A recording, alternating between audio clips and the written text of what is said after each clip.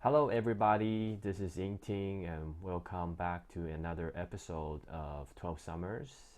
This is a podcast made for fathers um, and also anyone out there who is interested on the journey of being a father, being a man, being a parent. 12 Summer is a context and it's poetic, so I love it. Um, it's a reminder for us fathers that we really don't have a lot of time with our kids, young kids. You know, I talked to a lot of fathers. They told me that you have this, at best, 12 years of intimate time with your little ones, and after 12 years, they become the young adult they're supposed to be. Uh, so we really have this 12 years or 12 summers to shape them, to teach them, and to be with them. Um, this time doesn't go on forever. So I hope that this context bring you a sense of urgency when you're with your kids in the midst of, sometimes craziness, dealing with their emotions and diaper change and whatever. Um, just know that there's only 12 summers. Um, so today we have Sara with us. She's an amazing woman, and I'll let Sara introduce herself. But it's such an honor to have Sara on here. She is one of the rare kind. She's a pure love and caring and joyful energy. And I've been wanting to talk to her for the longest time, and I think it's gonna be a treat for everyone out there. So, Sara, Oh, would you? thanks, Yinting. I'm so honored to be here and to be talking with you today.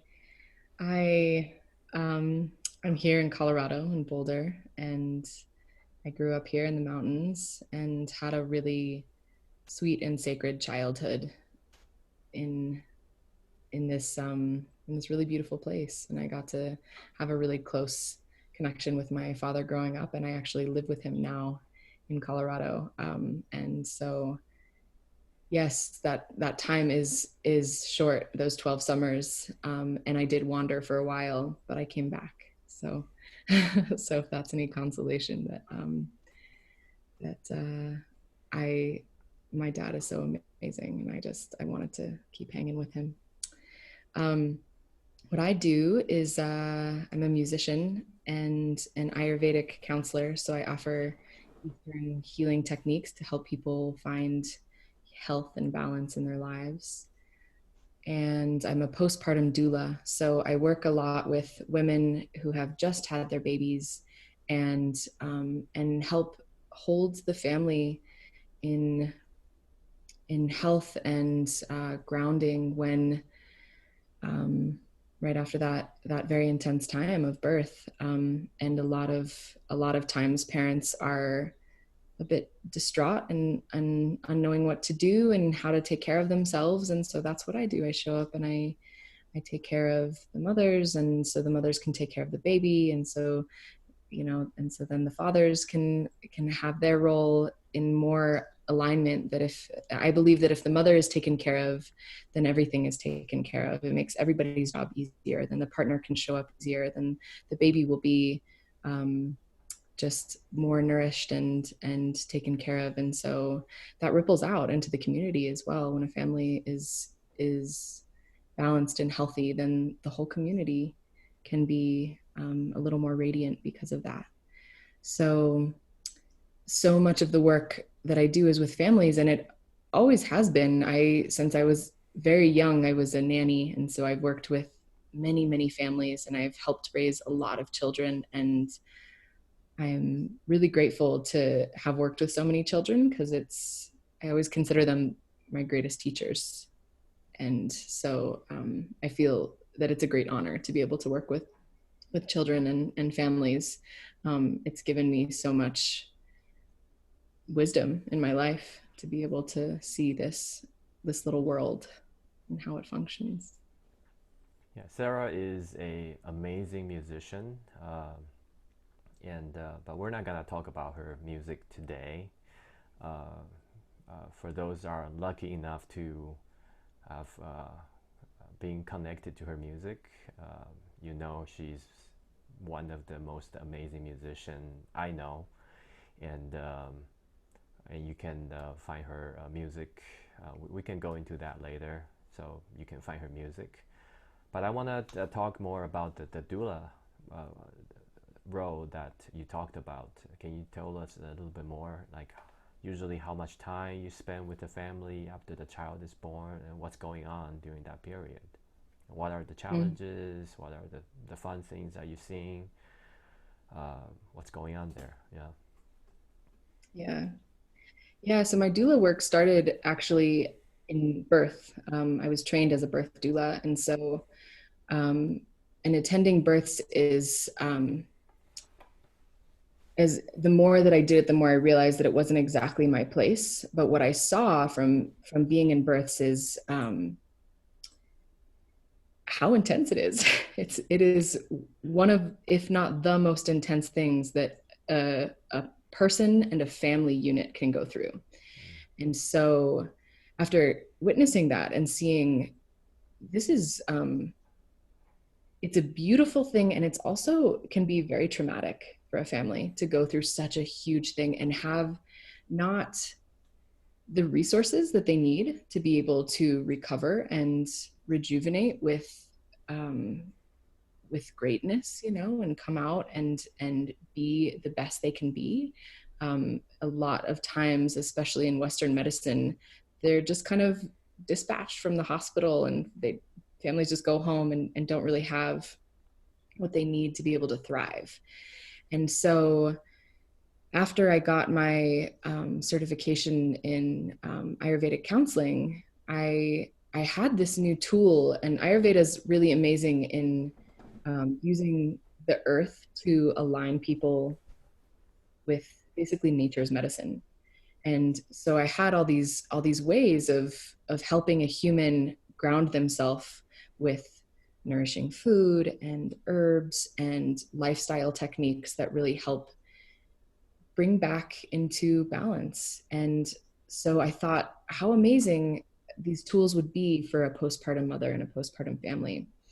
And so I got another certification in what's called my technical term, my technical occupation, I guess, is an Ayurdoula.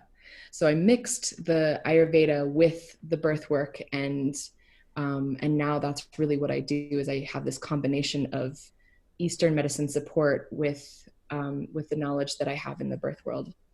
And then it seemed really appropriate after going to these births that, like, okay, well, where's the postpartum health? I know that there's some people out there offering this, but it's hard to find, and especially coupled with something as helpful as Ayurveda. So I found a course that offered just that, that offered Ayurveda in conjunction with postpartum health, and it was amazing. This course changed my life. It's called the Sacred Window, which is what we call that this postpartum time. It's considered 42 days after the baby is born. Um, this sacred window, in Sanskrit, the word is called kaya kalpa, which means body time. And basically, after this time that a woman has had her baby, all the tissues in the body are supple and flexible, and in a way they can be transformed.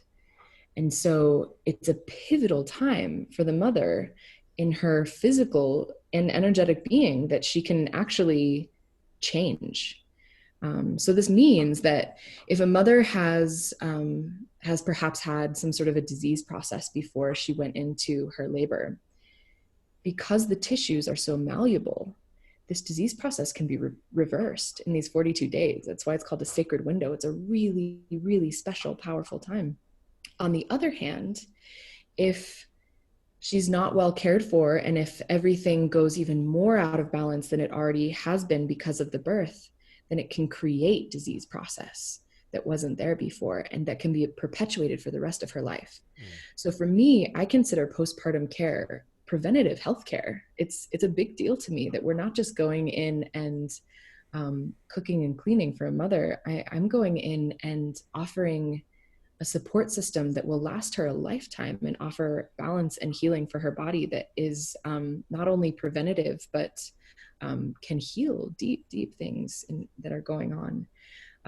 So I get really passionate. I get really jazzed about this work because it seems so valuable to me. And it's hard to think that it's such a rare thing that mothers can access this.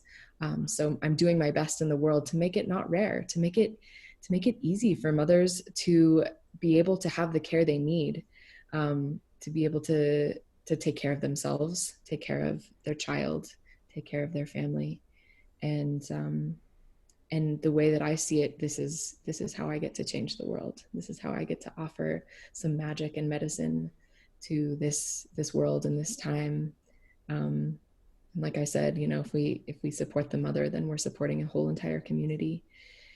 So it feels really important to me. And to answer your question about what this looks like, what the care looks like, so I'm there for those 42 days, and the idea is that we want as little movement from the mother as possible. So really, this looks like 42 days of mostly bed rest, which, at least in the communities that I'm involved in, I just don't see that very often. I don't see mothers going into their home with their baby and just sleeping a lot. I see a lot of mothers getting outside and getting their jogging strollers and going for runs, and that's exactly the opposite of what I would recommend. Because I mean, think about it.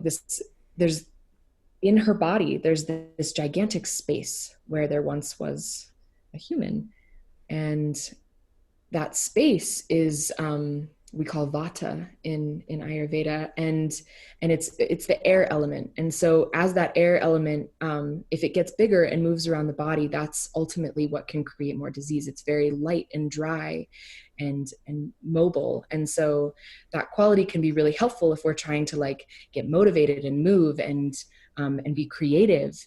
But when we're trying to heal, it's not exactly, it doesn't exactly bring the qualities of healing that we need. We need this grounding, this heavy, oily, and quiet.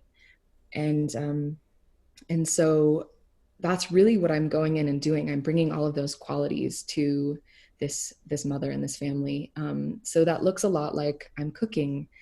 I'm making nourishing meals that are very oily and heavy, and usually very sweet, because that's another thing that combats that light dryness. And it's a lot of porridges and really, really well cooked things. Everything's warm. We're really just avoiding cold and mobility. And so, I'm doing everything so that she doesn't have to. So this means that she really is in bed all the time. She's sleeping when her baby sleeps. She's feeding a lot, and it's great if partner can join her in that, which isn't always the case. But more, what's more important is that she's really taking this time to cocoon and be in herself with her baby and have that time to bond and connect. And when she's creating that space, it's so much easier for the partner to come in and join that space of connection and warmth, instead of having tension, and that makes everything harder for everyone to connect with each other. So part of what I do is an oil massage that's an Ayurvedic practice as well, called Abhyanga. And so I basically just put as much oil onto and into her body as possible, giving her that weight. And a lot of herbal baths and teas and tonics and all sorts of things that are basically just bringing this tonification, this rejuvenation. It's helping bring the tissues back to their home in a sweet and happy place, back to the way that they want to be it's that's aligned with the body's health. That's beautiful and profound work. You know, I can see your work has a long-term ripple effect for the whole family, not just the mom, but for the kids, for the husband, for the family, for generations actually. Healthy mom, healthy family. Happy mom, happy family too. Um, Yes. so thank you for doing that, and I think it from what I know that people are not doing this kind of work or not aware of these kind of work in the states, um, and the lucky ones will get this kind of service. Like my culture, like where I come from, we also have something similar to this, and it's also it's like a Chinese medicine philosophy too. We basically doing almost everything the same. So the women are bedridden for like a month or so, uh, and they're not encouraged to do any heavy lifting or moving around or uh, because when women are pregnant, certain hormones are secreted for the joints to be loosened up so the baby can come out of the limited space in the pelvic area. So if a woman resume exercise or start doing weight, their joints can get misaligned during that period of time, that sacred window you're talking about.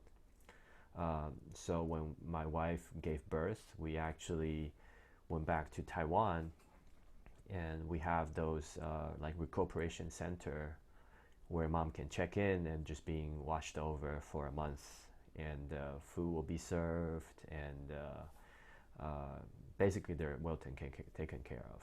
And I remember I joined my wife for that period of time. I mean, even with all the support, it's still super hard because when Mm. the baby come out, they need to be fed every 2 hours, and after each feeding, there needs to be a diaper change, burping, and that whole thing takes 30-40 minutes, and then gotta wash the bottles and all that, and then 2 hours later, well, actually an hour and 20 minutes later, resume that activity again. So I can't really imagine a mom without that kind of support. I mean, that must be super hard on their body, and it's bad for the rejuvenation of their system. I Mhm. remember in my like in the older generation, they have this belief that if a woman has certain like sickness or in their body, a good way to get rid of that sickness is to have a child, because exactly like you said, that's a period of time they can actually, it's a sacred opportunity, sacred window for them to heal their body. So if they have some kind of chronic disease going on, a lot of them actually get a lot better after giving birth. And Mm. that's why some women, if they're being taken care of during that period, they have this amazing glow. They actually look younger after giving birth. Um, so I'm 100% with you on that. I hope more people know about this, um, because this really has a long-term ripple effect for the whole family. You know. Yes. But we don't have the oil massage. Uh, that sounds amazing, though. You know, I think that can greatly benefit the the mom. We do have like special tea, herbal tea made, so help them with the milk production, um, and the wound healing, and also get rid of the all the clots out of the body, that kind of stuff. Mm. So I see a very close alignment between different cultures, but really they're really speaking the same language, you know, Yeah. talking about the same thing. Yeah. We do have one rule that my wife didn't like is they are encouraged not to wash their hair during Uh-huh. that period. Yep. Is that true for Yeah. Yeah, we see it in Ayurveda and India as well. And it's a lot because she has a lot of oil in her hair too. Like, it's kind of nasty, but it's part of the tradition. Right. And when I remember when she had to wash her hair, we ordered her this like ginger hair wash service. So actually leave her scalp warm and Mm-hmm. so the cold air doesn't get in because we do believe that the Chinese medicine believe that if they get too much coldness into their head, they'll have headaches and other kind of long term or will show up later in their life. Yeah. So yeah, Yeah, she. it's that same thing I was talking about too. The cold quality, just like the light and the dry qualities, are exactly what perpetuates Mm, um, that that kind of sickness in the body, the air quality we don't want in the body at post birth. We want to pacify that as much as possible. So it's Chinese medicine works very similar with that. yeah. So for the listeners out there, if you're planning to have another baby, contact Sarah or consult her for maybe a similar service in your area because I think this is important work. I remember another thing we did was we saved her a placenta, Mm-hmm. and we have like the Chinese medicine doctor processed her placenta and made it into little pills for her to take, and also Chinese medicine is a lot about qi or that internal energy. It Mm-hmm. helps her to regenerate that faster. So I also see a pretty amazing effect with taking that as a medicine. Um, my friends in the Bay Area in Northern California actually told me about it, uh, and so I talked to my friend who is a Chinese medicine doctor. It's like, hey, can you do that for us? And he actually came to the hospital with like a pot and collect the placenta, and, and he had to clean it and process it and mix it with different herbs and make it into a little pill for her. So yeah, is that Yeah, it something? depends. Yeah, it's I don't want to say controversial, but it is something that's debated about whether like some parts of Ayurveda will say that once something comes out of your body, you don't want to put it back in. Mm-hmm. So there are Ayurvedic practitioners that wouldn't encourage that, but at the same time, it's becoming a huge thing in this country, Mm, in the states, and also in the world. And I see the science behind that too. That there's certain hormones that have left the body, and they still exist within the placenta. And so to put those back in, especially when there's sickness or perhaps postpartum depression or something like that, to help bring those hormones back in balance. I see the logic in that as mm-hmm, well. mm-hmm, It's not something that I particularly offer, but I co-doula with a good friend of mine, and she does placenta encapsulation. There's some beautiful things you can do with the placenta, though. A lot of people will bury it and plant a tree. Things grow really well because it's mm-hmm, such fertile tissue. mm, And if you put it into the ground, it makes the ground fertile tissue. So um, it's uh, yeah, there's lots of beautiful things. The placenta, I think, is one of the most miraculous things about humans, and so I honor and worship that part of the body. And it doesn't matter to me what people want to do with it. It's all their choice, and I support it no mm-hmm. matter what. Yeah, and I think it's all about balance. And Absolutely. I don't believe one thing will serve 100% of the population 100% of the time. That's why we had Right. the doctor actually kind of checked in on her and make sure he mixed that with the right herbs to balance her wherever her condition is and balance it out to normal. So I Mm. think that's true for any medicine. Maybe a small amount of something is good, but if you take too much, it's become a burden to the body. Um, so I think it needs to be used carefully. Yeah, I I agree agree. with that. Yeah. Yeah, definitely. I'd love to speak to also. I really love hearing you talk about how postpartum goes in your culture, and and what I've noticed in the time that I've been studying this is that if you go to pretty much any older culture anywhere around the world, in most of the cultures in Asia and in Africa, in South America and Mexico, in these more ancient cultures, you'll find a postpartum practice pretty much across the board, and they're all quite similar. They're Mm, all about 30 to 40, sometimes a little over 40 days. And they're all about warmth and rest and mm, quiet.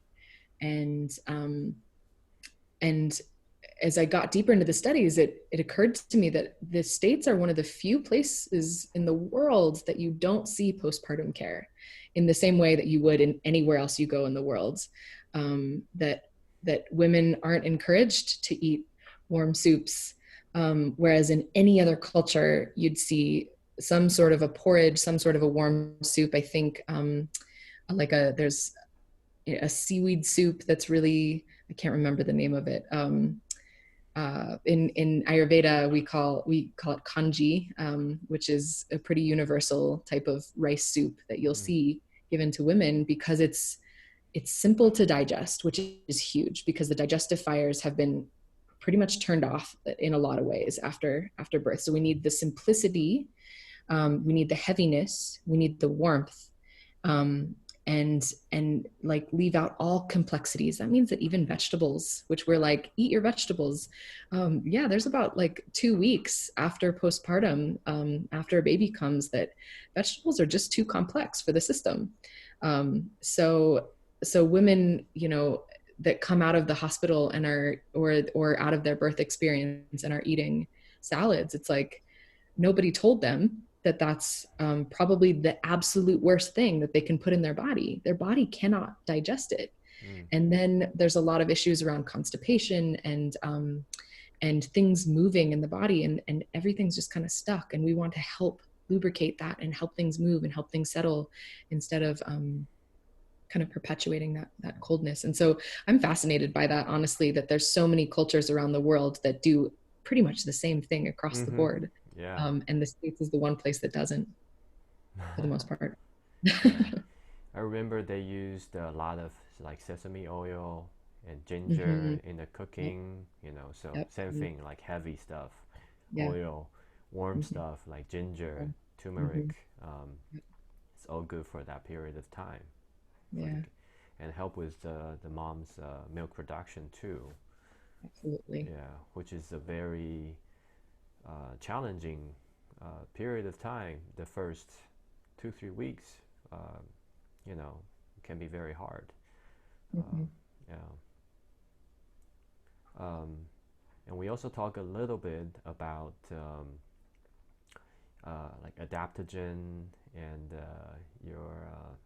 your your background in studying the medicine. Would you talk a little bit about that? How does that apply to general wellness, and how does that help someone balance their energy or well-being? Because I just realized I've been taking a supplement that's which I completely don't understand. But someone told me, "Hey, this is good stuff. Take some." So I'd love to hear more about that. Yeah. Yeah. Well, to be honest, I'm not an herbalist, so I can't speak so much to that. Um, but what I do instead, I consider spices some of the best herbs you can use. And so what I find that, especially even with my Ayurvedic clients, before I turn to herbs, I will make sure I really want to focus everything on the diet and the lifestyle, because if the diet and the lifestyle are in check, then there's less of a need for herbs. If the diet and lifestyle aren't in check, then herbs can't really do much. Absolutely have capacity to help. But if everything else is out of balance and continues to stay out of balance, it Mm, makes it so much harder for these big, beautiful plant medicines to come in and actually do their job. Um, so, so the biggest things that I work with are in the diet, and I consider things like cumin and turmeric and Mm. cinnamon, some of the greatest herbs to access, and everyone has access to them, and everyone knows how to use them for the most part, which I think is amazing. So in when I'm cooking for a postpartum mother, so much of my herbalism, I'll say, comes in the form of spicing the food. Mm. And so a well spiced kanji, or well spiced soup of some kind, is one of the greatest things we can give to a mother. And for a mother, one of the greatest spices we work with is black pepper, Mm. which everyone has in their kitchen. Everyone has salt and black pepper. I would use a lot less salt, Mm. if any, for a mother, especially in the first five Mm. days. Mm. But that black pepper has that sharp and hot quality that can penetrate the air quality really well. And so it's a great one to use postpartum.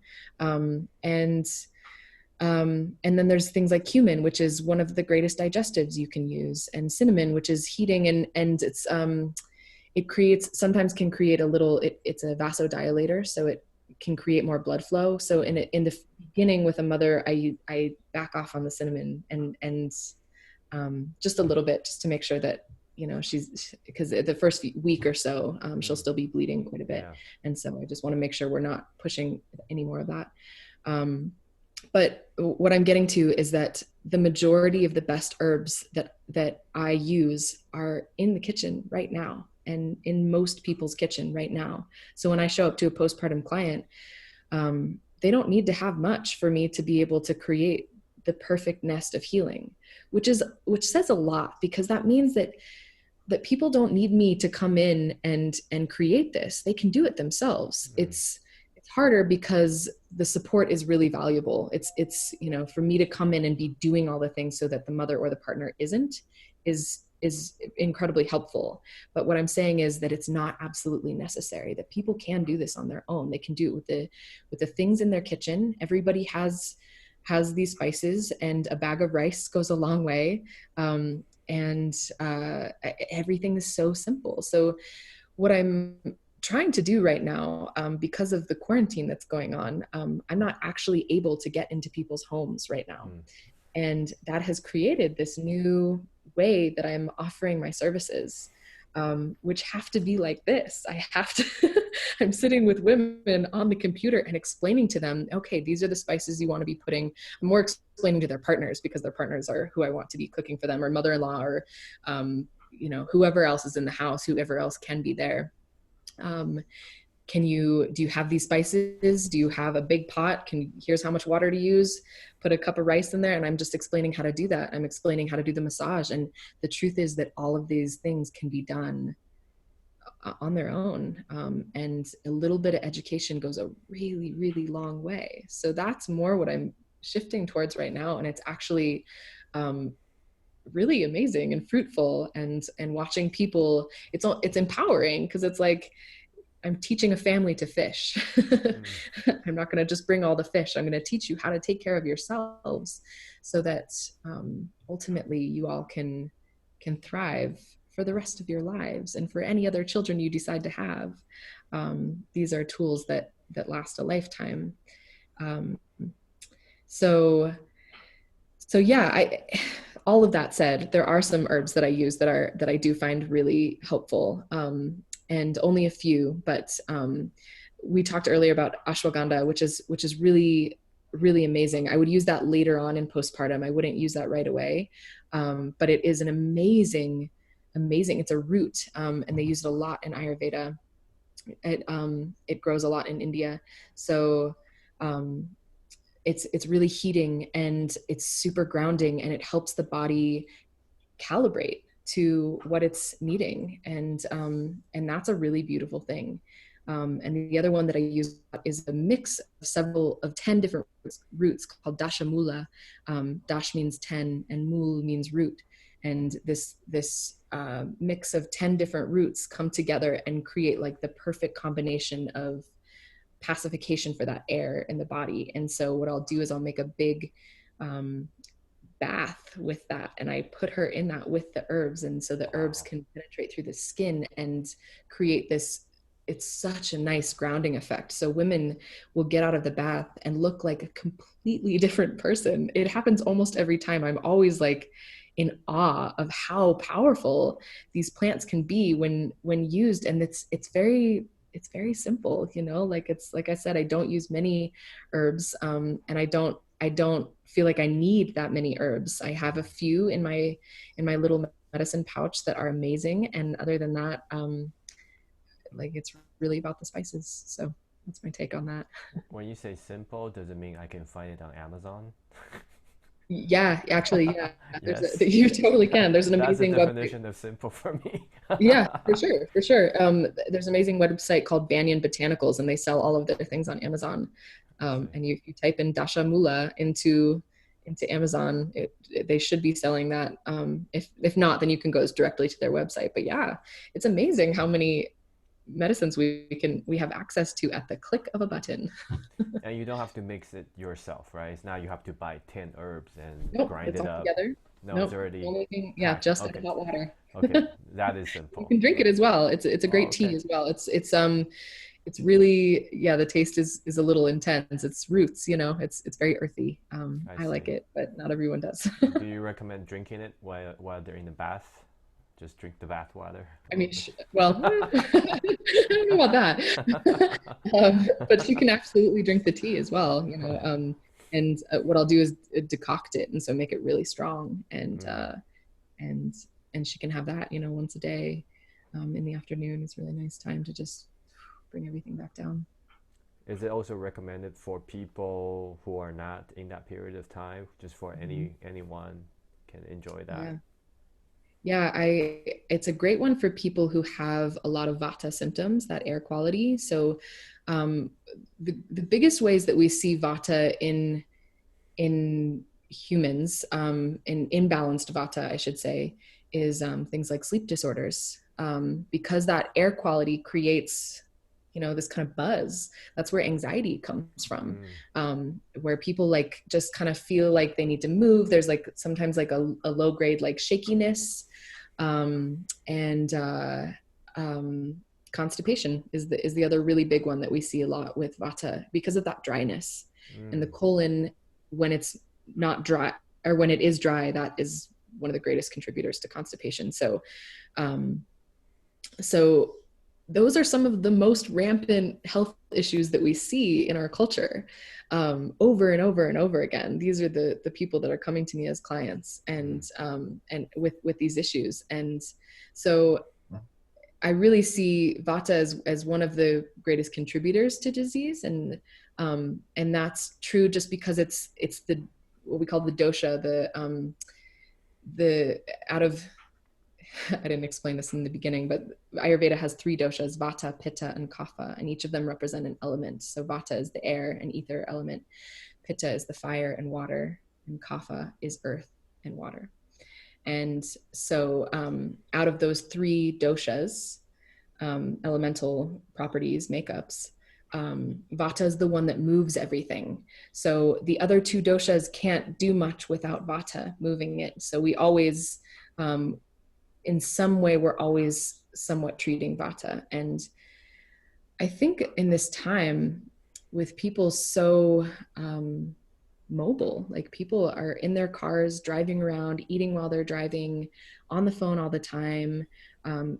We live in a super fast paced time. I think that is just automatically going to create imbalances in this mobile air quality. Um, and so regardless of whether a woman is postpartum or not, that's a lot what we're treating with people. Mm. More so with postpartum for sure, but with most people, that's really what we're going to. So do everyone like naturally have their own different combination of doshas, like the elements of different energy? And like, do you have to kind of tune in to where they are with their doshas? I'm not sure if I'm using the language right, but Yeah, yeah, correct. and then you give them what they need based on their kind of baseline Yeah, to go. exactly. Yeah, humans are snowflakes, in that we each have our our own individual makeup, our own individual constitution, and no one else's looks like that. Mm-hmm. So yes, there's only three doshas, but those three doshas will express differently in every single person. Mm-hmm. So some people maybe have more fire, some have more water, some have more earth, but the combination is is perfectly different for every single person.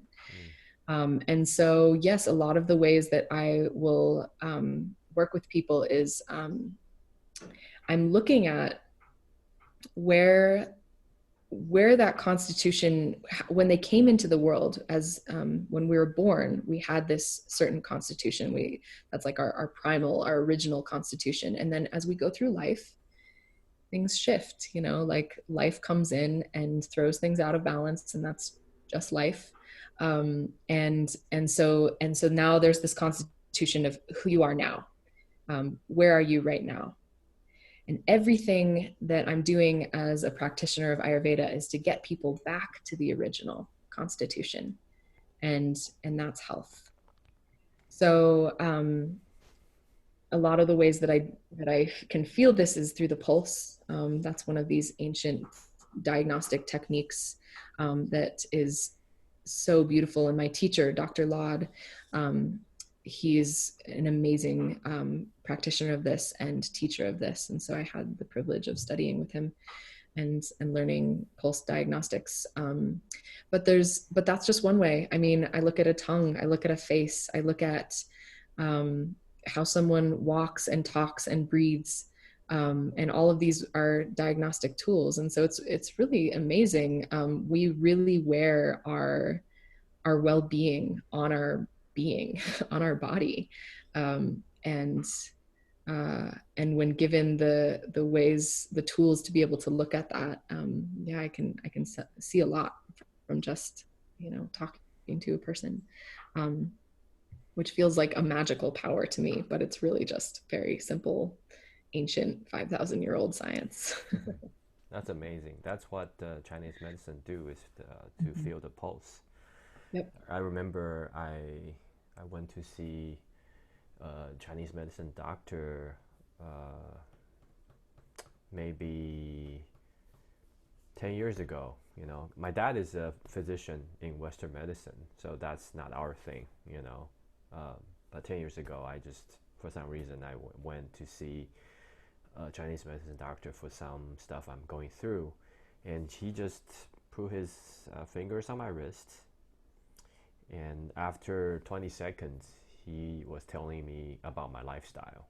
It's like, okay, you go to bed after midnight and you consume this type of food, and this is how you feel. Generally, your energy level goes up or down at this hour. It's like, wow, how did you get that in 20 seconds?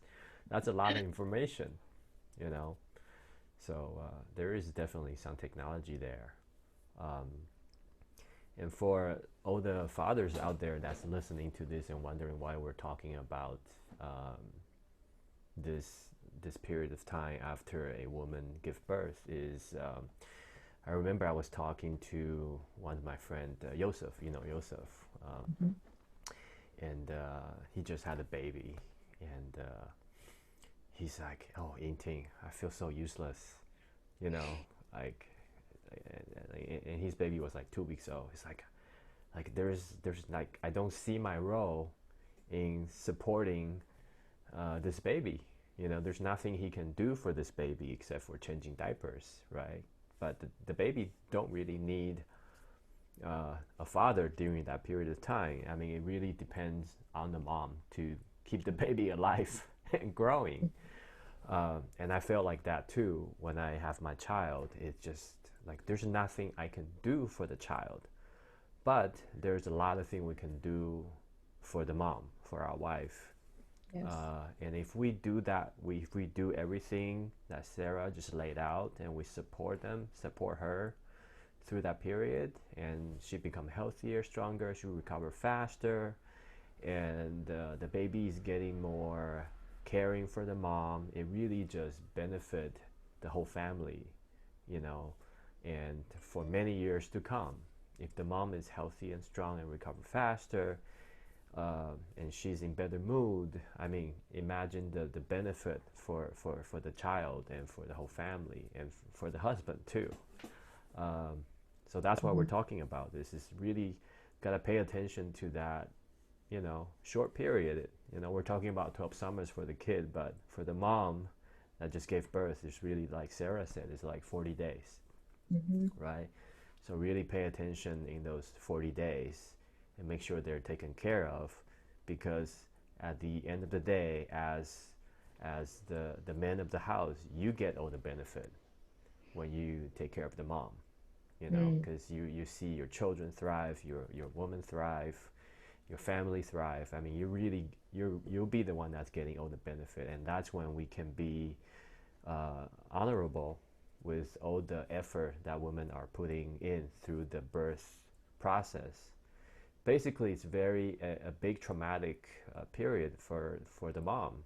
I mean, imagine that the trauma she's going through childbirth, and she still have to keep the baby alive, produce milk and produce nutrient, out of her fragile body at that the first few days.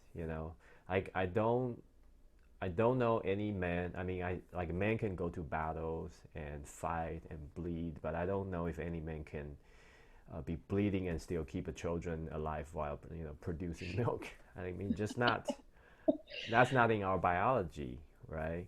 But we gotta honor like the powerful woman that they can do that in that period and do our best to support them. And today we're giving you a tool and the information and education how you can do that better, instead of just blindly go in and say, okay, what do you need? Okay, you want me to change the diapers? You want me to do the dish? I mean, there's a lot can be done in that period if you have this knowledge and information.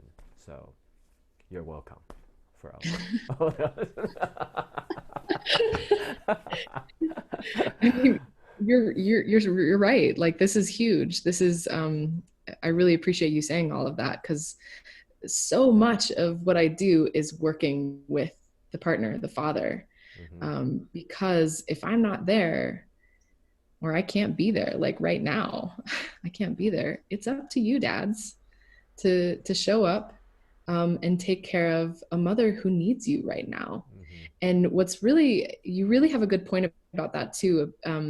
Those first 40 days and even like the first year, especially if a woman is breastfeeding, the baby is usually with her. And that's Mm-hmm. just kind of how it goes, and there's a lot, like at night, I hear a lot of, the man gets to sleep at night and mama is up all night breastfeeding. And there's sometimes some points of tension in relationship because of that in the beginning. And it's also kind of if she's breastfeeding and there's no bottle involved, and that's just kind of how it's going to go in the beginning.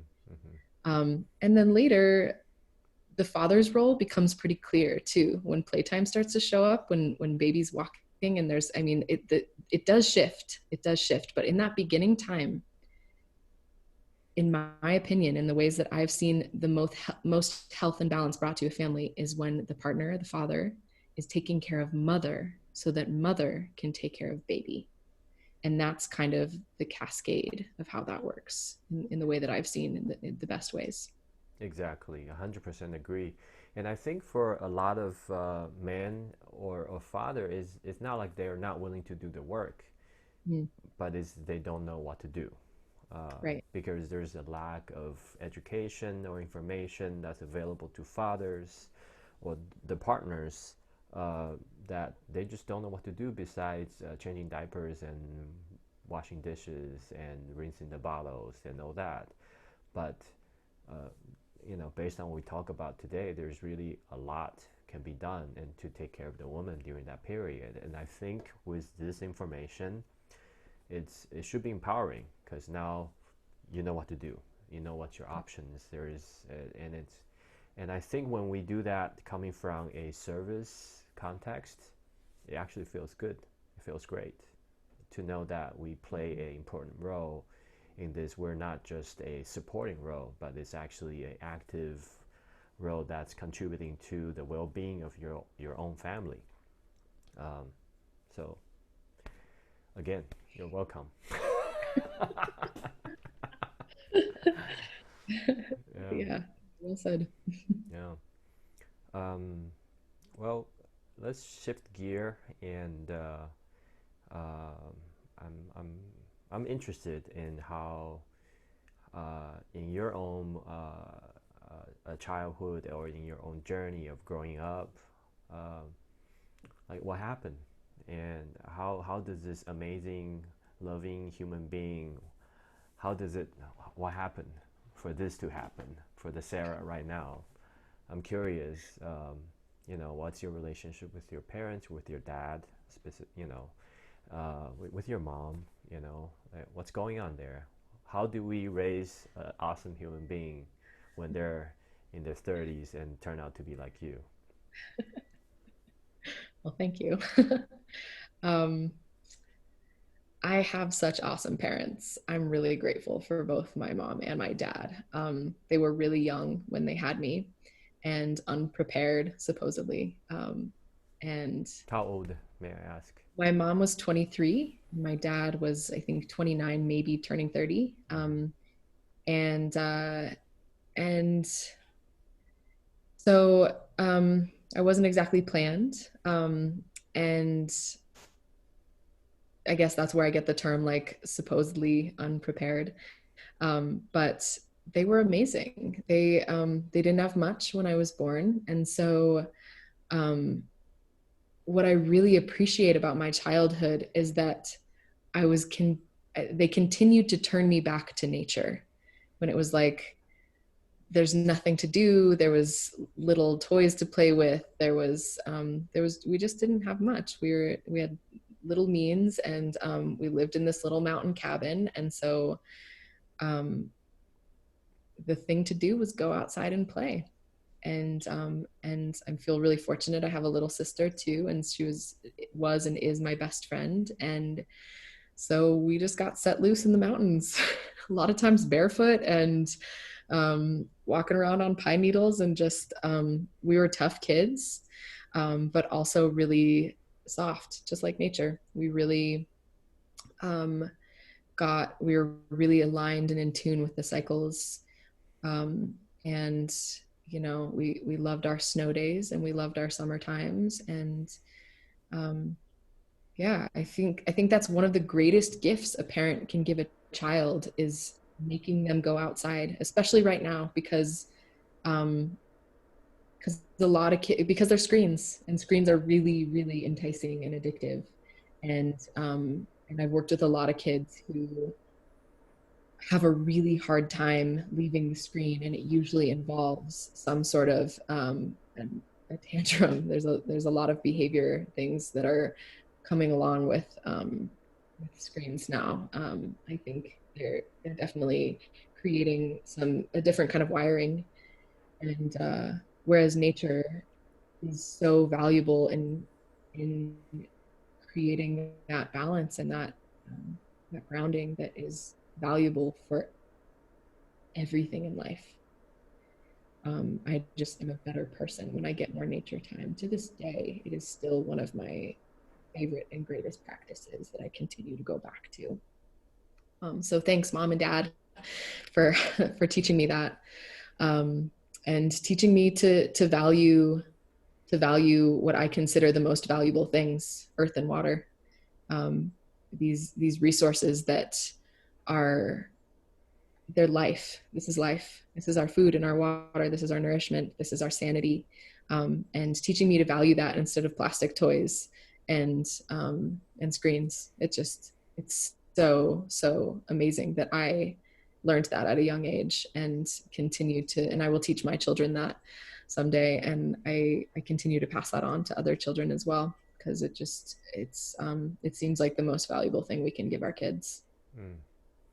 Yeah, not having much might be the best blessing in disguise I for agree.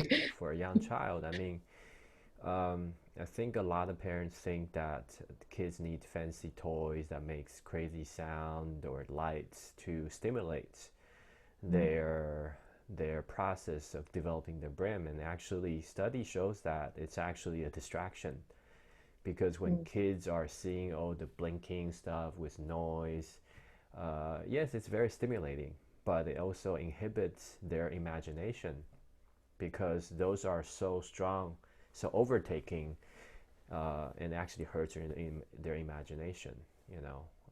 So, like maybe not having much is the best thing for the kids because when you turn on TV or give them all those toys that make sounds, it's become too much, you know.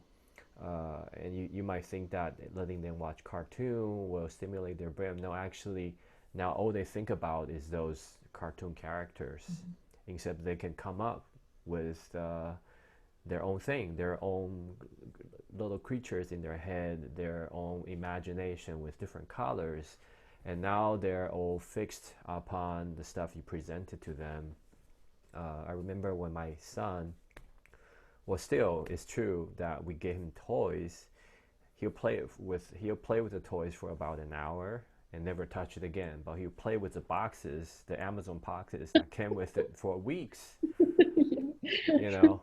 And after a while, I was like, why do we even bother to buy him toys? Just give him boxes, you know, and he will come up with 10, 20, 30 different ways to play with the box. Sometimes it's a car, sometimes a castle, sometimes the tent, sometimes it's something else that I don't know what it is. But he can have fun with those boxes for weeks. Um, and he can play in the sand for hours. I mean, those are just the most basic and simple stuff. There's really no need to buy expensive toys for a young kid, you know. And I read a study where they show that some parents think that watching certain programs on TV is good for the kid, but there's actually studies to show that before a kid is 3 years old, there's absolutely no benefit to watch TV, no benefit at all. Uh, they compare their attention, ability to stay focused, to pay attention, even their IQ, and they compare the kids that watch TV and that don't. The kids that don't watch TV just outperform the kids that watch TV. Mm. So if you want your kid to have a advantage over other kid in their brain development, in that sense, like don't give like really manage the screen time before they're Mhm. 3. And the study also showed that between 3 and 5, it's kind of gray. Like they don't know if they watch TV, there's benefit, just kind of unresolved. But after 5 years old, there's some benefit of watching certain programs like a documentary or short film with the condition that the parent have to watch it with the kid. They'll Ah, only get the benefit if the parent watch the program with the kid and they process it together at the end, yeah. Yep. right? And I fully agree with that. It's just like you know, some people think if when the kid is in the womb and they play like a language program by the belly, they put like those belly speaker on the belly, and they place a program to learn a second language. Kids just don't learn that way. There's no way you play the language and they'll come out and speaking a second language. It just doesn't work that way. Kids only learn from interacting with adults or their parents. That's how they learn the language, not through. I mean, adult can do that. We can get out Rosetta Stone and start picking up a new language, maybe. But kid doesn't learn that way. So it's really about the parent interacting with the kid for them to get the benefit. So we do pay attention to screen time for the kid, and I'm so grateful. We just, no cell phone, no iPads, no TV, even no radio. Just we pay attention to the music they listen to, and I think it's helping. And every time my son get his hand on the cell phone, he'll throw a tantrum to Mm. for us to get away from him. And we do let him to play with the phone for our FaceTime with the grandparents. That's the only time we let him use the phone. Yeah. But now he's old enough that he wants to get into other apps. I'm like, no, Wow. only FaceTime. Yeah. And it's for adults too. I mean, we should really limit our screen time, you know. Yeah, yeah. I personally are not doing a great job around These days. that. So, but my kid doesn't know that. I think too, what's kind of difficult about all of it is that it takes a lot more energy to take screens away from our kids. What that means is that we are showing up as adults, as friends, as parents, as teachers, so much more. And we're actually showing up with quality time for these kids, which is absolutely the most nourishing thing we can do for them. And it takes a lot more energy for us. And for me, the trick has been to make that, like, really find the joy in that, and knowing how precious this time is, and these 12 summers, this is it. And I love this concept, Yinting, because it really does bring the notion that, like, this is going to end like that, and then it's over, and this is all you get. So if you're putting your kids in front of screens all day, you're missing a lot, and so are they, because that quality time is, in my opinion, the greatest gift we can give kids besides nature. And that is how we build relationships. That's how we know how to have secure relationships, is by understanding the quality time that we have with our parents, or with nature. And um, and so this is huge for me. This is really huge, and I'm grateful that I learned a lot of that at a young age too, um, because yeah, my parents were working hard. They were working hard to give us what we needed, but also, to be around. And I think one big takeaway from all of this, that we see a lot with parents, is like, I have to, buy all the toys. I have to work hard so I can bring home all these things, and they have to have the best of everything. And it's like, that's, to me, seems not as fruitful at all as them not having all of those toys, and you as a parent just showing up for your kid, taking them outside and throwing a ball. That's it. And yes, that takes more energy, but in the end, that is so much more important than them having a bunch of plastic toys that they play with for an hour and then play with the Amazon box. Exactly. Yeah, and it saves you money too. Now you have the freedom not to buy the new Yeah, toys. exactly. Just go to a park and bring home some branches, some pine cones, and just give it to the kid. And they will come up Yeah. with some fun game, I promise you, if they are bored enough. you know, they will Yeah. eventually come up with a fun way to play with those for days. Um, and I think Mm-hmm. another important thing is, like, sometimes the parents are busy and we're tired, and that's all okay. And and I think another thing is we have to be able to we need to be able to hold the space for the kid to be bored. Someone told me that the biggest gift you can give a kid is boredom, because when they are bored, they will come up with something fun, by themselves, providing that they have the Amazon boxes, the branches and pine cones and the wooden blocks. They will come up with something fun themselves. They'll go inside. They will start to be with their imagination. They will be with their uh, maybe spirituality, even at a young age. They will be with themselves, and and we gotta be able to hold that space for them to be a little bored, and not worry about entertaining them the whole time, you know, and and also watch out for the nutrition. Don't feed them too much sugar, you know, or sugar. That's that's so much in just everywhere. I think Mm-hmm. that's also something important elements that like watch out for the nutrition for the kid. Uh, when we feed them too much artificial food, sugar, they're just gonna go crazy, and we can't blame them. Right? I mean, do you see that with the Definitely. nutrition for the kid and all that? Yeah. Yeah, I think that's just, it's huge. That's huge. And kids, their wiring is, they just have a lot of energy. They just do. That's part of being a kid. And so sometimes that grounding food that we'd give postpartum mothers is also helpful for kids, Mm. to ground that energy that's wiry and intense. So well cooked foods is really what I think is important for kids. Of course, yeah, get your fruits and veggies, but I think to cook meals as much as possible is really important, and something that we're missing a lot in our culture as well, with so much fast food and so many options for eating out, which is great and nice, and you can get plenty of healthy food eating out. But there's something really special about going home and cooking for your family and putting your love into your meal and making a warm meal for everyone to sit down and eat together. I think that is a key to success for a lot of families. Yeah. And I think just eating, like cooking a nice meal for yourself is also a good thing. Mm-hmm. Eating Definitely. healthy, um, eating healthy, nutritious food.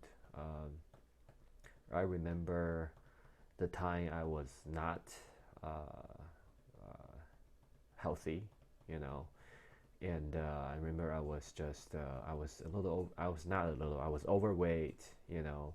And the crazy thing is, my BMI was normal according to the Western medicine standards, right? I'm well within the range of BMI, and but I just feel like shit every day. You know, I was maybe 190 pounds, and I have like 35% body fat, and I remember I come home one day. My son was 6 months old. He was not moving around yet. You know, he's still kind of laying on the ground, uh, and I came home. I just feel so tired, and I'm tired every day. Um, and the first thing I have to do after driving 40 minutes from work home is to find a couch and lie down.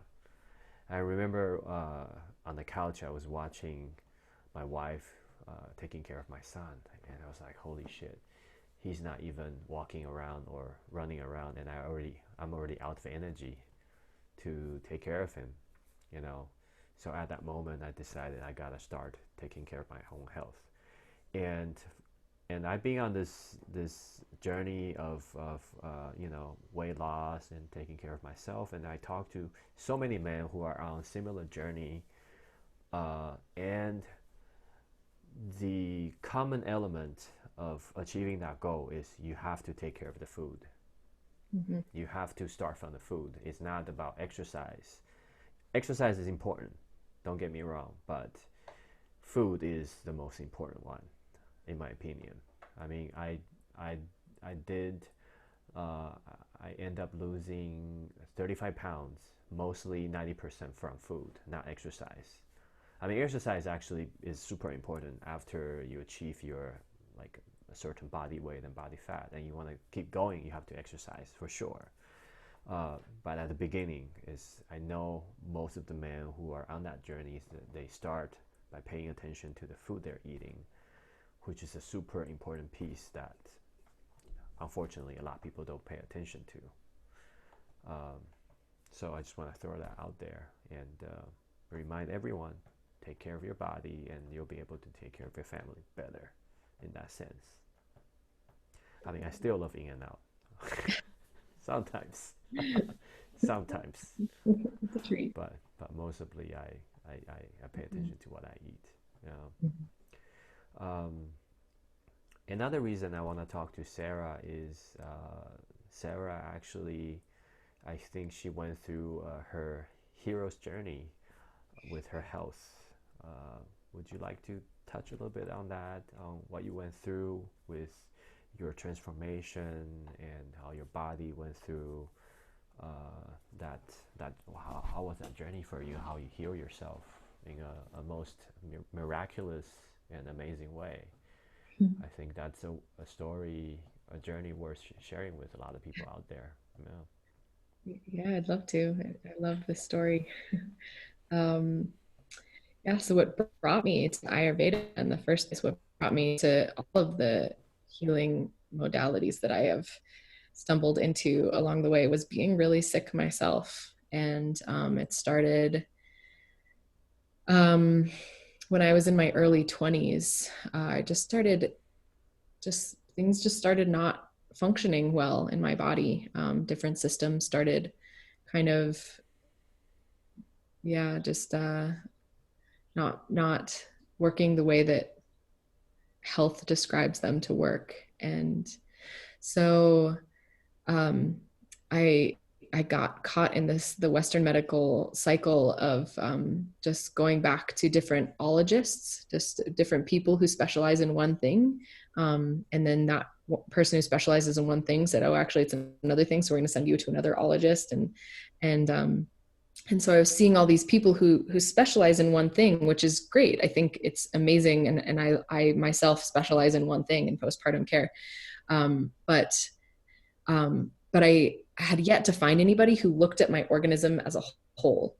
And so people would just keep looking at different systems and then giving me medicine for it. And I just kept getting worse and sicker and sicker and sicker, until finally I was diagnosed with lymphoma, which is a cancer that moves through the lymphatic system. And so, and at that point,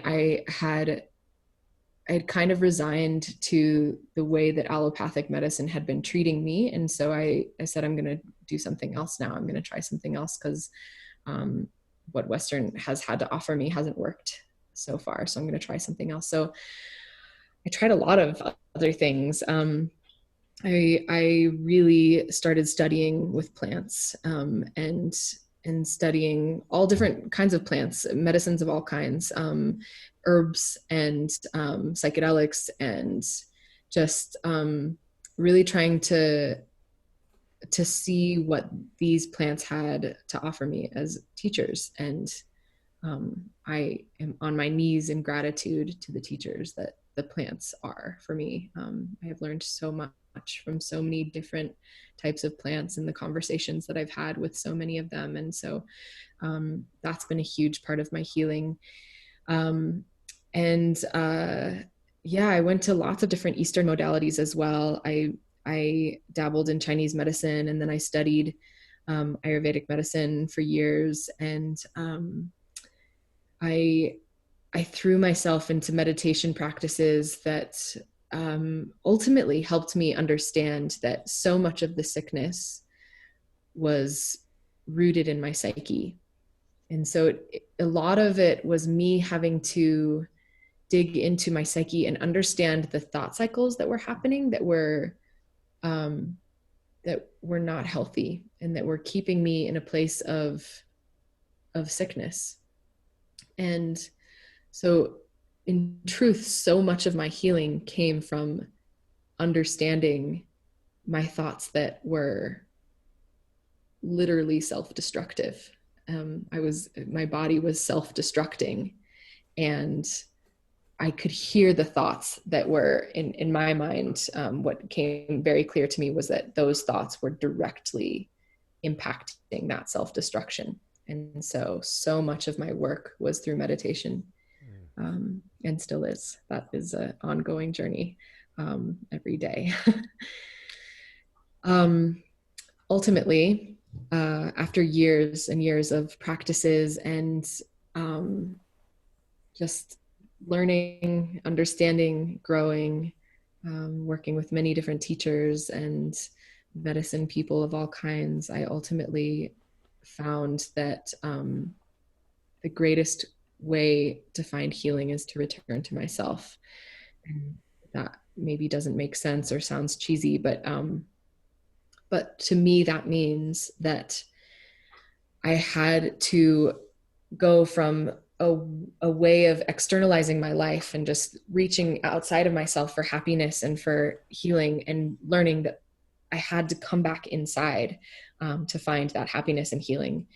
And and ultimately I found it in music, and among other things. But ultimately, when I was first diagnosed, I had tumors right at the base of my throat. And to me, that's so symbolic of this place of this passageway between my heart and my voice. And there was this big block there. And my whole life I had never sang, and I was just terrified of my voice, terrified of singing, terrified of being heard. Ultimately, I think is what it really came down to, is that I didn't want to be seen or heard. Maybe I didn't feel worthy of being seen or heard or felt valuable enough to do that. And that was, again, those self-destructive thoughts. Um, so between changing those thoughts and actually seeing my value and my worth, and that I have something to say, I have something to sing, that is worth being heard. And from that empowering place came a song. And I was years into the walk with the sickness, and um, and had come to my knees many times thinking, this is it, I will just die now. um, and I was in one of those places of thinking, this is going to take my life.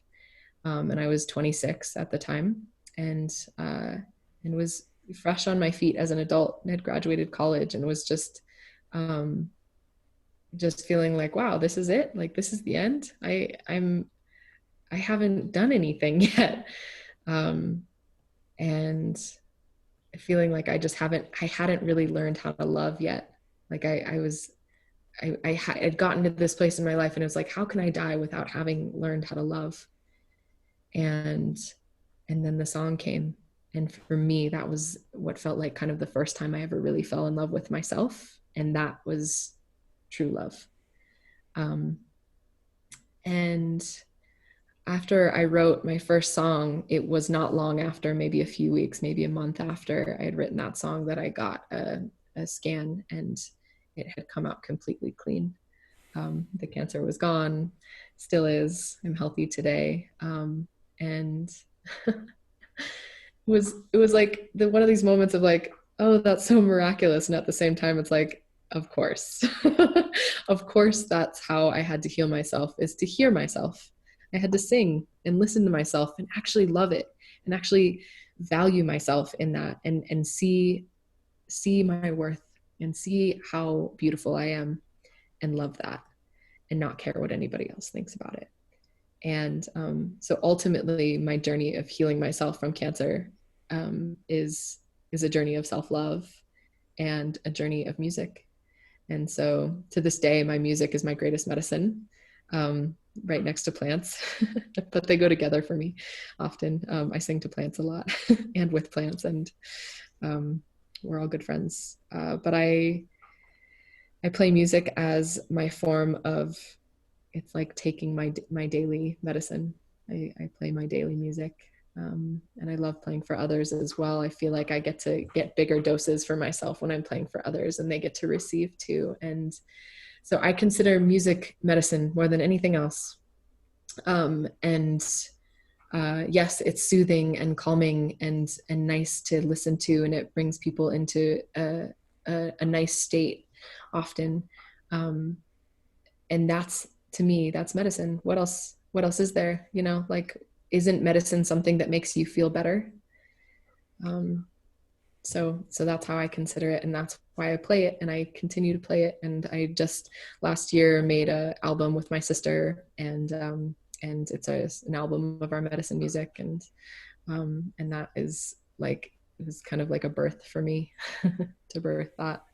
And I will continue to make music and more albums, and play for my friends and my communities, and for births, for deaths, for ceremonies of all kinds, because that's where I think that music comes in so handy as a nice tool for helping people feel and drop, um, and be okay. I just love hearing you telling that stories every time, you know. Well, it reminds everyone that like miracle do exist, you know. But I don't want to say this is just pure miracle. I do want to honor you for your patience, your courage to stay with the disease for how many, years. Mm-hmm. Like I can imagine, even me, I might just go run to a surgeon and say, "Oh, please cut it out for me and do radiation and just let's get rid of this because I'm so afraid to be with it." So I do want to honor your courage and your faith to be with that for I don't know how many years, but it must be a very tough journey. But because you have faith, that you have patience, and you have trust within yourself and with the universe or the spirit, you actually found the source of it and got rid of it. And people might say that's a miracle, but it's actually a lot of work Yeah. behind it, tons of work behind it. It's much more challenging than just go to a surgeon and say, please remove it for me. And I do want to honor the Western medicine. I do appreciate what is Western medicine. I think the science, the community, and the doctors out there, they're all amazing and they do serve an important purpose. Uh, but also, on the other hand, I do not know anyone who become healthy because of Western medicine. You know, you can get rid of an infection. You can overcome a trauma or infection because of Western medicine, but no one become healthier from that. You know, no one got rid of their chronic disease from Western medicine. It needs to look outwards and find more resource and other technology to help you with that. And I remember the first time I heard your music was through a recording. And I remember the person that was playing the music said, "Oh, this girl, she had cancer, and she never sang before that, and she decided to make music." And I was like, okay, let's see what the music is like. And boom, the music was played. I was like, holy shit, what was that? It really blew my mind. It blew my mind away. And that was maybe 2 years ago. And it was just, I knew you through a recording, and I actually went to the person who was playing the music. I was like, hey, can you send me that music? And he, of course, he forgot, and I never got the music. And I forgot what the song was about, but it was the Oponopono song you wrote. Such a beautiful piece. And I was, holy shit, this person never played music, and in her like late 20s, is that right? Right. Right. Start playing music, and she made such amazing, beautiful music. I was blown away. I think that self is also a miracle, you know. And I remember someone told me there's a saying that like someone they go to a shaman to consult for a disease they have, or like cancer or something life threatening. And the question the shaman always asks is, when do you stop? When did you stop singing and dancing? You Mm. know, go back to that moment when you stop singing and dancing, and go to that moment and track backwards and find what happened there. Why did you stop? Right? And I think a lot of things that we're dealing with is our throat chakra or our voice. I mean, we don't have to use like spiritual terms. It's really, how can we be self-expressive, right? How can we let our inner wisdom or courage or words, a voice coming out? That's such an important thing. Um, and I do see in the current society with the crazy hierarchy of the corporate and all that, sometimes we really lose our voice among all this, and we forgot we all came with our voice, our dance, our, like when we're little kids, that's how we do, singing, dancing around, not afraid being judged, and somehow we lost that along the way. And you're just the perfect example. Now you found your voice, and now the music and healing come through you and go to others. And when you do that, it heals you and heal us that receive the music. That's just a beautiful cycle, or a feedback loop that's Mm-hmm. going on, and I just super appreciate it.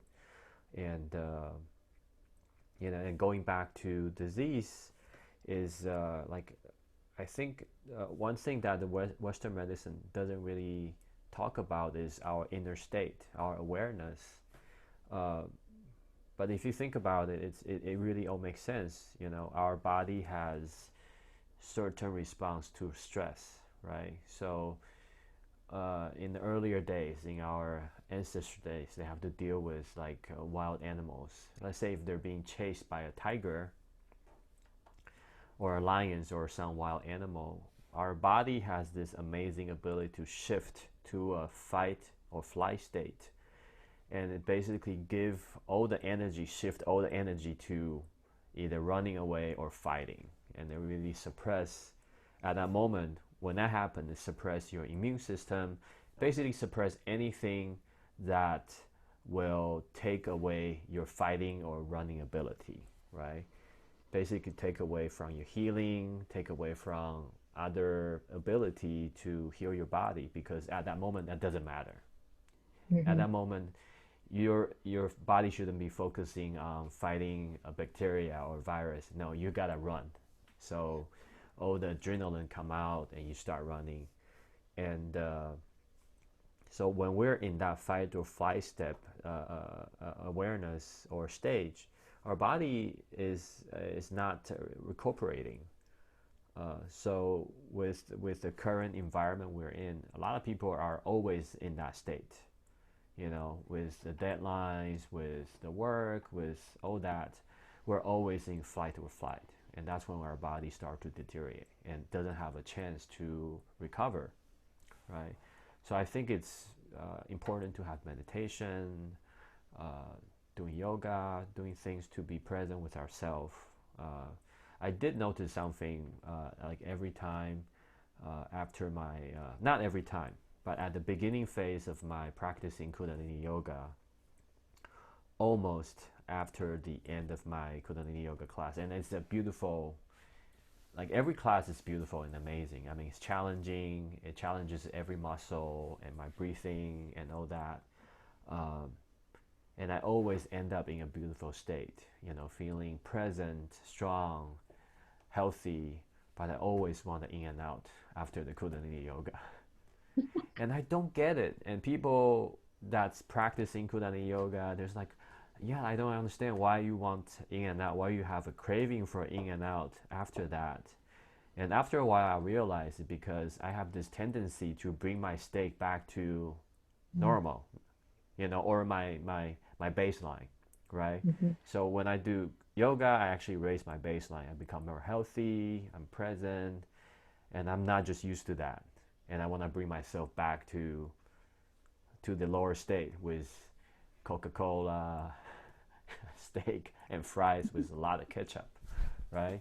And once I pay attention to that, I start to, oh, that's what I'm doing. And I don't want to go back to that kind of lower vibration or lower state of my well-being. And I go from maybe every time to like every 5 times after Kundalini Yoga class. I want quick in and out.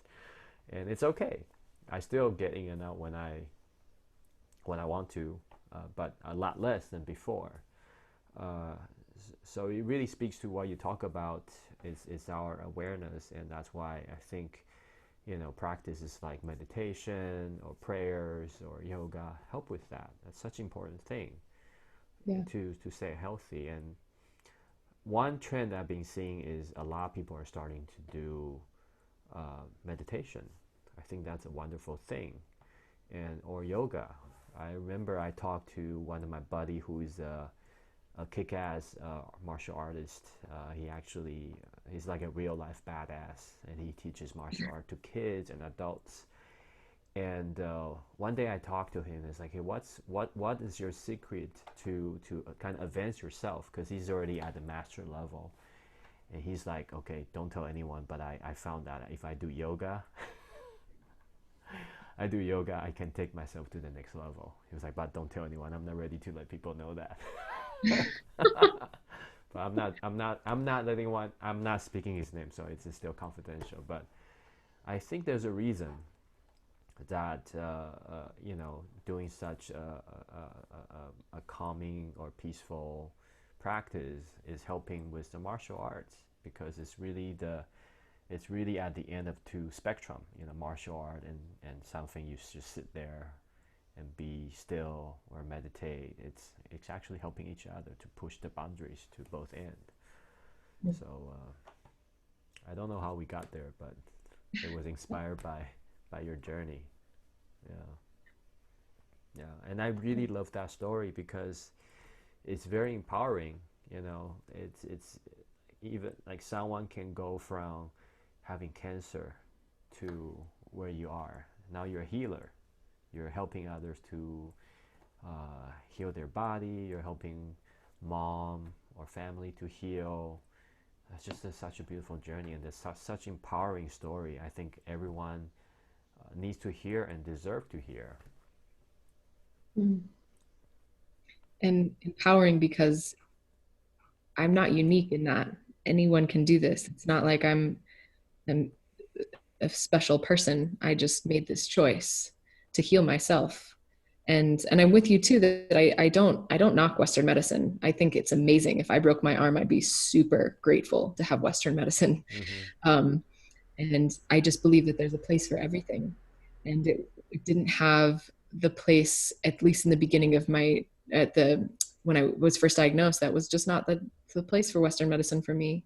That was the place where I had to go inward and really learn about myself and have self discovery and self knowledge blooming. And um, yeah, I guess what I'm saying is that that's for everyone. We all have that right. It's our born human right to be able to go inward and discover ourselves and have happiness and find that within ourselves. We all have it. Um, so, if anything, I love that that story can hopefully empower people to know that it's not just me, it's you too. Anybody, Mm, it's anybody who wants that can have it. It's within you right now. I love that. And before I forget, how can people find your music? Do you have a website, or where can they find you? And and I highly encourage people to buy Sarah's music. I mean, I'm sure you can find it online, but I highly suggest you make a donation. Number one, it's good karma because this woman is a healer, so your donation is actually going to help someone directly as the end result. And also, I think everyone should support more healers like Sarah out there, and it's just amazing, beautiful stories. And by donating and supporting her music, she get to make more music, will directly benefit me, and a lot of people. So that's why I want to make it a point that where to find your music and how can they make a donation or purchase your music and further your journey into making more amazing music. Thank you. I really, really appreciate that. Um, yeah, so my music is available pretty much anywhere on the internet that you buy music. It is available on Spotify, but if you'd like to donate, donations are super appreciated, especially right now in this time. And so the best way to do that is on our album is on Bandcamp, and you can give whatever you want on Bandcamp, and that's where my sister and I make the most money. Most of those other venues like iTunes and Amazon and all those other music venues, they really don't give the musicians very much. It's a small percentage of what they are asking for. So if you would like to support the the musicians, the medicine musicians, the best way to do that for us anyways is Bandcamp, or get in contact with me directly. So the way to look up the album is the Emmitt Sisters, Emmitt Sisters. And you'll find our album. It's called Moon Over Mountains. My website is being built. It's not up yet. It will be soon, and we'll have all the information about my music and my doula work. But if you want to get a hold of me for any doula inquiries or music inquiries or Ayurvedic inquiries, the best would be my email, which maybe we can post it here afterwards. But just to say it, it's my last name, Emmitt, and then s16@gmail.com. And that's the best way to get a hold of me for anything. I'm available and happy to help people, especially virtually right now, with anything from herbs to babies to music. I taught a guitar lesson yesterday. I'm just I'm doing it all. Oh yeah, for the listeners out there, you'll be lucky to have her service in any way, either through music or doula or consultation. You'll be the most fortunate person in the world. So, and I think I'll also include a link for Venmo.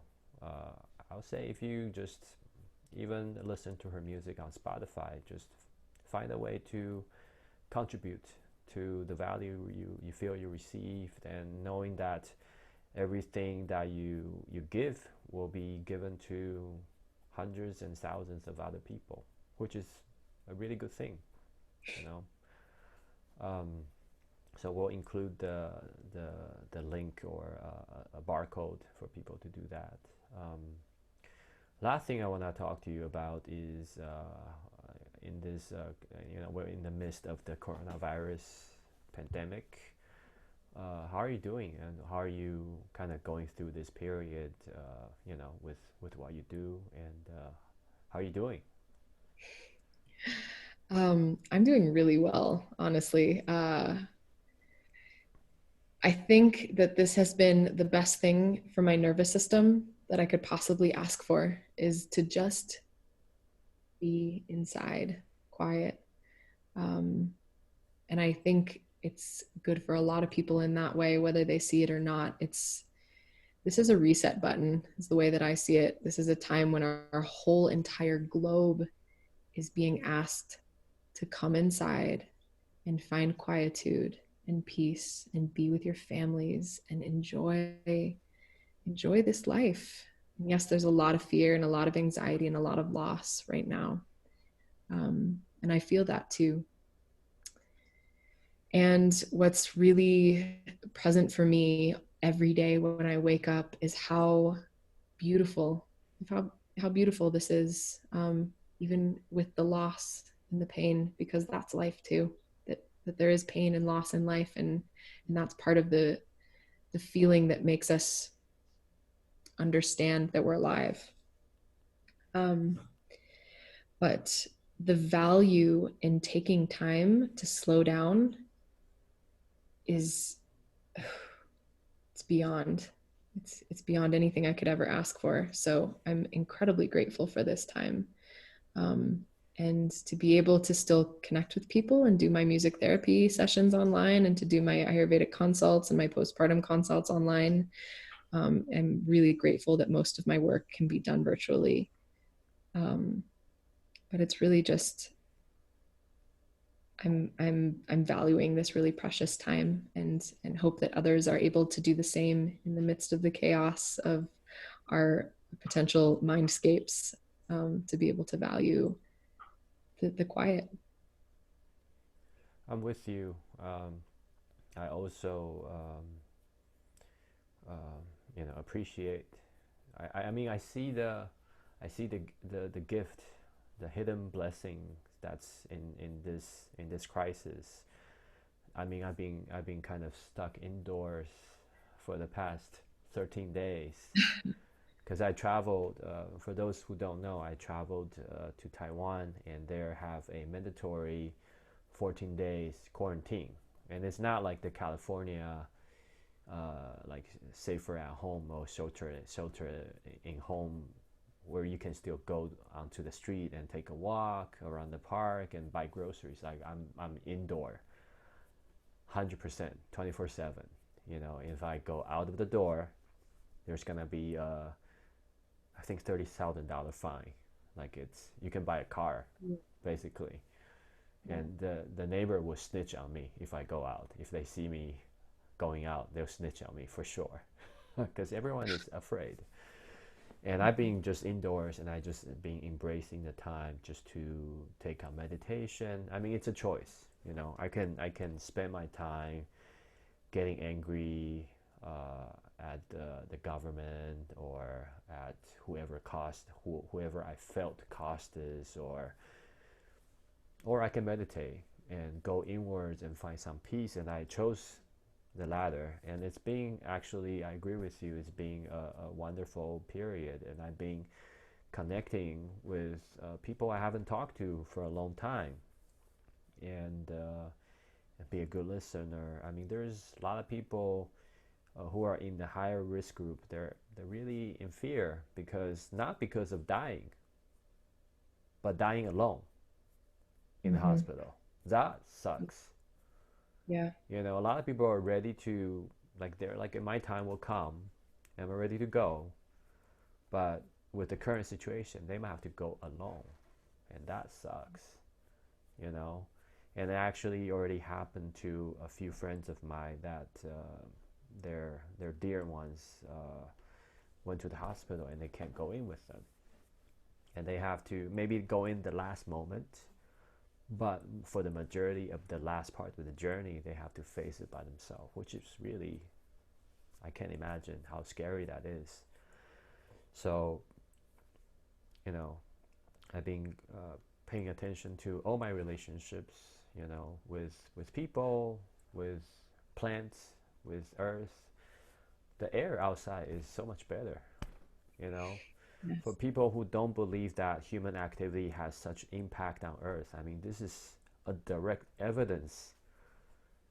Just by 2 weeks, I mean 3 weeks shutting down some very minimal human activity, you already see a clear sky. Sea turtles are coming back to the beach and lay eggs. I saw it on the news. There's a panda in a zoo. For the past 10 years, they're trying to have them mate with each other, and with zero success. So they have to do it manually. They have to go in and I don't know how to do with the male panda, and get the semen and get the female pregnant. And now the zoo has shutting down and the panda start for fucking again. I mean, how amazing is that? For the past 10 years, they're trying everything to encourage the panda to mate. And the panda is like, nah, and that's the most basic instinct for any animal, I believe, is to have sex. And the Mm-hmm. panda is like, no, man, like, just with this many people, I just don't feel like it. Even it's the most strongest instinct an animal can have. It's like, nope, I'm not gonna do it. For the past 10 years, and now the humans are gone for 3 weeks, like, they're fucking. So, how amazing is that? You know?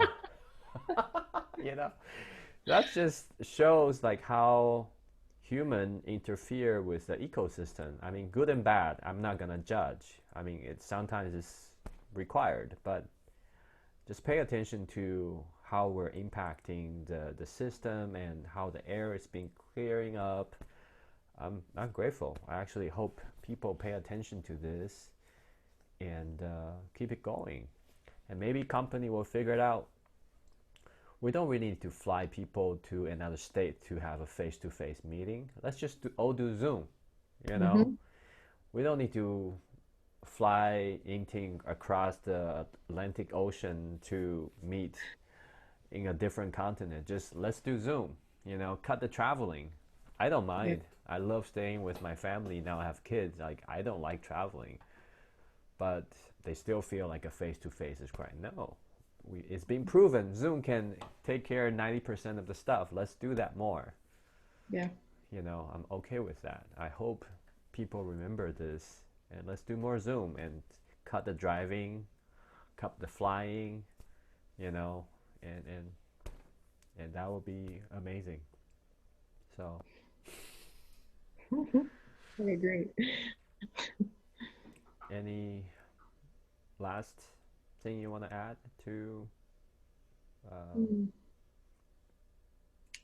I just I want to say thank you so much for seeing me and welcoming me here and listening to my story and appreciating me and supporting me. Yinting, you have been an amazing friend and a supporter and a good man in my life, and I truly appreciate you.